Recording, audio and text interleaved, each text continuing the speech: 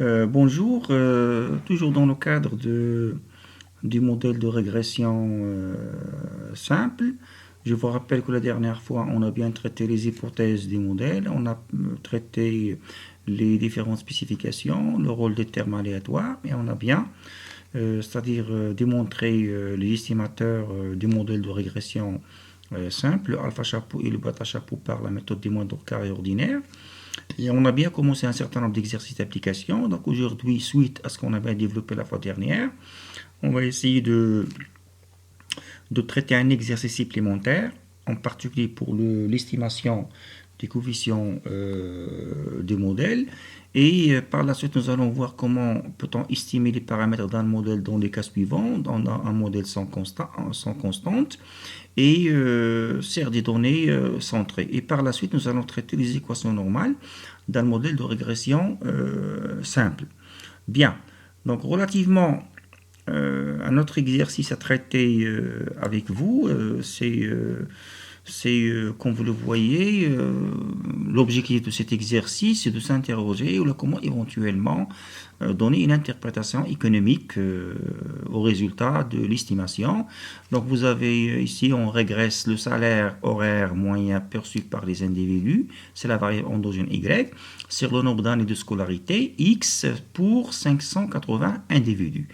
Bien, on obtient les résultats suivants. Donc, on a fait c'est-à-dire l'estimation et on a obtenu les résultats suivants. Y chapeau, ça veut dire que c'est la variable ajustée ou bien estimée.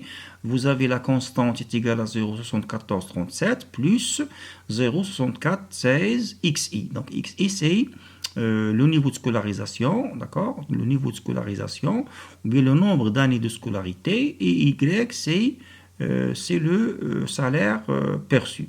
Bien, le premier constat, on constate, il faut bien, si jamais on vous demande des interprétations économiques et vous travaillez sur des variables réelles et non pas sur des variables abstraites, comme vous le voyez, le signe il est conforme à ce que suggère la théorie économique. Pourquoi? Parce que lorsque le nombre d'années de scolarité augmente, en principe, le revenu augmente. C'est la raison pour laquelle vous avez ici le signe plus.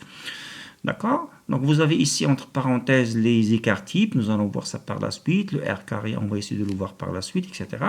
On vous donne de répondre à un certain nombre de questions. Quelle est la nature de ce modèle? Quelle est la signification économique que peut-on donner au coefficient estimé de ce modèle? Donc la nature de ce modèle, comme vous le voyez, puisqu'on travaille sur des individus, et on ne travaille pas généralement sur une série temporelle, donc le modèle théoriquement parlant, et par rapport à ce qu'on a déjà vu auparavant, c'est un modèle en coupe instantanée, c'est-à-dire qu'on a coupé un instant donné. Donc voilà, vous avez donc les éléments de réponse, il s'agit d'un modèle en coupe instantanée, puisque les variables représentent des phénomènes observés en même instant, donc au même instant, mais concernant plusieurs individus. Donc, comme si par exemple je travaille c'est-à-dire sur les étudiants par exemple dans un instant. Donc voilà, ici vous avez des individus. Donc la réponse à la première question, c'est que c'est un modèle en coupe instantanée. Bien, maintenant relativement à la deuxième question qui concerne la signification économique que peut-on donner au coefficient estimé. Tout simplement, il faut interpréter quelle interprétation peut-on donner éventuellement à la constante et à la pente, ou bien au coefficient bêta chapeau. Donc, la première des choses à relever ou bien à se lever dans le cadre de cette interprétation, c'est le signe associé pour chaque coefficient. Comme vous le voyez, donc la liaison il est positive entre l'éducation et les gains. Donc c'est normal. Donc lorsque le niveau d'éducation augmente, les gains ils vont augmenter. Si vous prenez par exemple un étudiant, il a un diplôme uniquement en baccalauréat, ou bien bac plus 3, ou bien bac plus 5, donc les gains ils vont augmenter. Donc généralement, dans les études économiques, on prend les années de scolarité primaire, secondaire, etc. D'accord? Donc la relation, dans un premier constat, la relation elle est positive. Deuxièmement, concernant la pente. Donc la pente, comment peut-on l'interpréter? La pente, peut-on l'interpréter de façon générale? C'est lorsqu'on augmente x, ça c'est l'interprétation statistique, lorsqu'on augmente x d'une unité, la variable y, la variable endogène, se trouve augmentée de ce coefficient. Autrement dit, dans cet exercice, une année de scolarité supplémentaire pourra éventuellement augmenter le salaire horaire de ce coefficient. Donc votre salaire, si vous avez par exemple une année de scolarité supplémentaire, votre salaire horaire va augmenter de 0,74 dirhams ou bien unité monétaire. Donc voilà, la pente signifie que pour chaque année supplémentaire de scolarisation, les gains horaires moyens augmentent en moyenne de 64 centimes. Donc voilà. C'est-à-dire la valeur, c'est-à-dire de la constante. Donc la valeur de la constante, elle est positive. Donc ici, la constante, est-ce qu'elle a un sens ou non? Du point de vue théorie économique, donc la constante, c'est-à-dire statistiquement parlant, comment je vais interpréter la constante? Si x est égal à 0, y est égal à cette valeur, est égal à 0,7437. Donc on peut dire ici que elle est positive, donc c'est normal, il est positif, mais on ne peut pas donner, c'est-à-dire trancher quant à l'interprétation économique, mais on peut dire, voilà, il se peut que lorsque x est égal à 0, ça veut dire si jamais vous travaillez dans une entreprise sans niveau de scolarisation, votre niveau de scolarisation est égal à 0.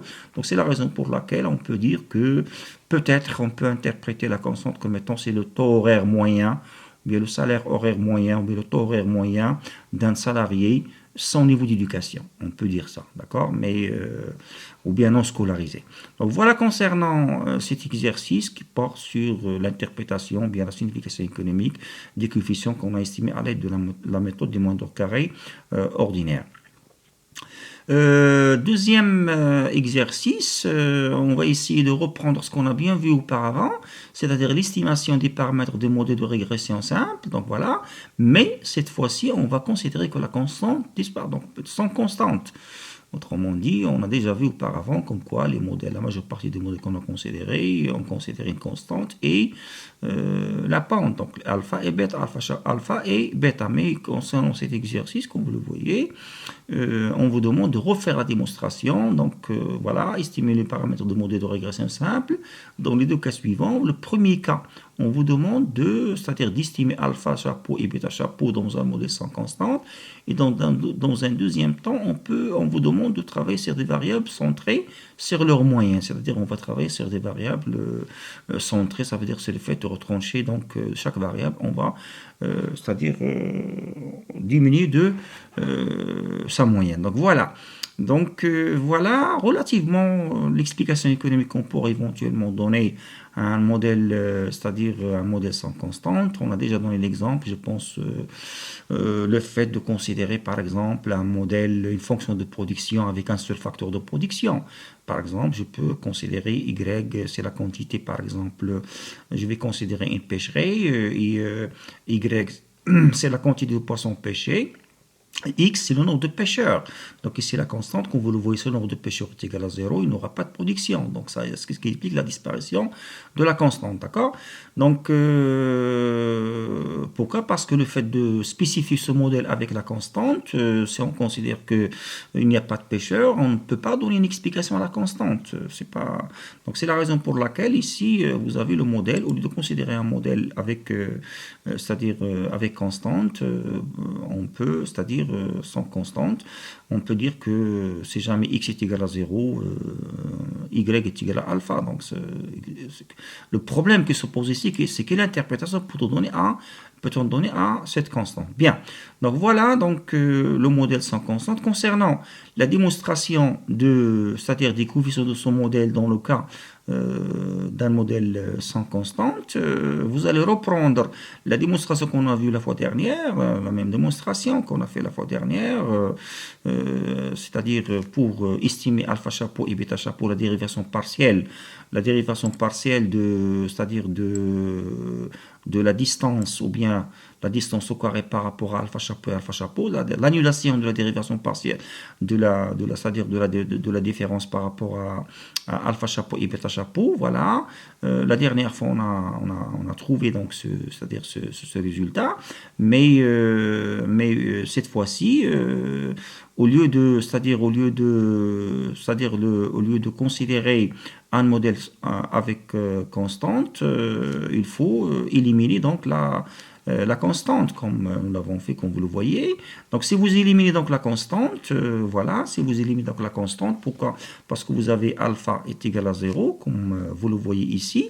Donc, vous avez, voilà, au lieu de considérer ces équations, donc je vais considérer uniquement ces deux équations. Donc voilà, vous avez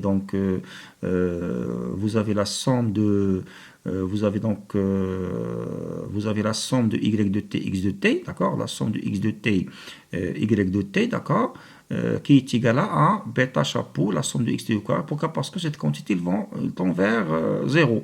Donc c'est la raison pour laquelle, au lieu de considérer, c'est-à-dire comme nous l'avons déjà fait avec un modèle avec constante, je vais tout simplement, là où vous avez la constante, on va l'éliminer, et on aura uniquement, comme vous le voyez, nous aurons uniquement, au lieu d'avoir la relation 1, 2 ou bien 3 et 4, on aura uniquement la somme de x de t moins bêta chapeau, la somme de x de t au carré est égale à 0. Puis je peux déduire bêta chapeau comme étant, c'est la somme de y de t, x de t divisé par la somme de x de t au carré. Donc faites attention, le modèle, la formulation c'est-à-dire de nouveau coefficient, la formulation du nouveau coefficient, ça sera donc cette quantité, d'accord? Au lieu de considérer, comme nous l'avons déjà vu auparavant, bêta chapeau est égal à la somme de x de t moins x bar fois y de t moins y bar, multiplié par la somme de x de t moins x bar, dans le cas d'un modèle avec constante, mais dans le cas où le modèle est sans constante, je vais considérer uniquement bêta chapeau est égal à la somme de y de t x de t divisé par la somme de x de t au carré, et la constante alpha est égal à donc le alpha est égal à 0. Pourquoi? Parce que c'est un modèle sans constante. Donc voilà relativement c'est-à-dire à ce point, donc le modèle sans constante. Maintenant, si jamais on travaille sur des données centrées. Données centrées, ça veut dire quoi? Données centrées, ça veut dire que je vais prendre chaque variable. Il faut bien faire attention dans le cadre de vos notations. Vous avez ici, si vous avez grand X de t, ça c'est la variable, il est brute. Mais si vous prenez par exemple la variable x de t moins sa moyenne, ou bien y de t moins sa moyenne, on va la noter comme petite x de t. Petite x de t, ça veut dire quoi? Ça veut dire qu'on a déjà retranché la moyenne, comme vous le voyez. Donc il faut bien faire attention à cette transformation. Donc cette transformation, voilà, comme vous le voyez, c'est x de t moins x bar et y de t moins y bar. Donc il faut bien faire attention sur ça, c'est la variable, elle est centrée en centre par rapport à la moyenne. Bien. Donc voilà, une fois que nous avons bien,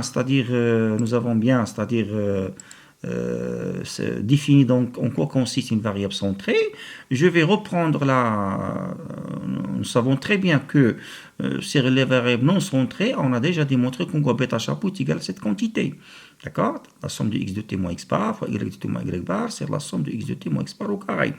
Mais sur des variables centrées, je vais remplacer chaque variable par sa valeur, comme vous le voyez. Donc, au lieu de x de t, c'est x star t. X bar, c'est x star, donc x bar star, etc. Donc, si vous faites c'est-à-dire vous reprenez la démonstration, vous allez constater que sur des variables centrées, sur des variables centrées, il n'y a pas de changement. Donc, vous avez soit que je vais travailler sur cette quantité, ou bien sur cette quantité, ça revient au même. Donc, la conclusion à tirer, si on centre les xi, on travaille sur des variables centrées, soit les variables endogènes ou bien les variables exogènes, la pente ne change pas, ça reste la même. C'est ça la conclusion qu'il faut tirer de cet exercice. Mais je vous conseille de refaire la démonstration avec des variables centrées pour trouver le même résultat. Donc, une fois que nous avons, déterminé la pente, n'a pas changé, mais il faut bien faire attention. Si je vais reprendre la détermination, ou bien l'estimation de la constante, comme vous le voyez, donc la constante alpha chapeau, on sait très bien alpha chapeau, ce n'est rien d'autre que y chapeau en bêta chapeau x de t. Je vais remplacer y chapeau, y bar et x bar par les variables centrées. Vous allez voir comme quoi que x bar chapeau est égal à 0.